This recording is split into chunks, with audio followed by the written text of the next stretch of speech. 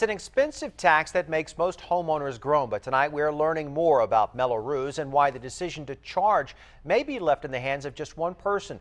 Joanne Farian with our partners at inewsource explains. I'm very enthusiastic in my support of Prop Z in the upcoming election. Last November, voters in the San Diego Unified School District were asked to approve an increase in their property taxes to help fix and improve local schools. It was called Proposition Z, and it passed. More than 350,000 people cast votes. All new local taxes, designated for specific purposes like schools, are subject to a public vote.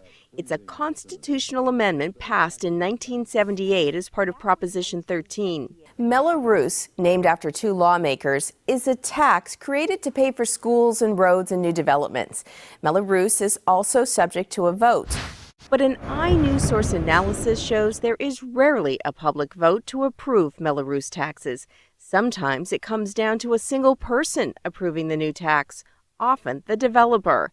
And it's all perfectly legal. Here's how it works. Let's say a developer, we'll call him Joe. We couldn't find a developer who would agree to an on-camera interview. So let's say Joe developer owns vacant land somewhere in San Diego, and he wants to build 1,000 new homes. The city makes Joe pay for the new roads he'll need, the new sewer and water lines, and the school district wants him to help build a new school too. But that's going to cost a lot of money, millions. The Mello-Roos law allows Joe to form what's called a Community Facilities District, or CFD, with either the city or the school district or both. A CFD can collect taxes that will pay for the new roads and schools. But the law says in order to levy those new taxes, there has to be a vote.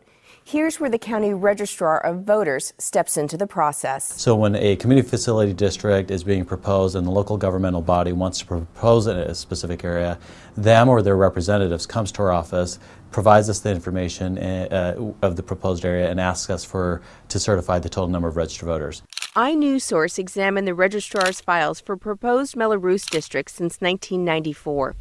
Of the 244 proposed districts or expansions of districts, there were 0 registered voters in almost all of them. That's because the land is vacant. No one lives there. The Mello-Roos law says if there are fewer than 12 voters in a district, the landowners vote. And in many cases, that's the developer. Remember Joe? A vote of 1. In all, 232 Mello-Roos districts are collecting taxes in San Diego County. They generated nearly $200 million in taxes last year in the county. That was Joanne Farian with our partners at iSource reporting. They have a searchable map to help you determine what you pay compared to your neighbors. You can find a link on 10news.com.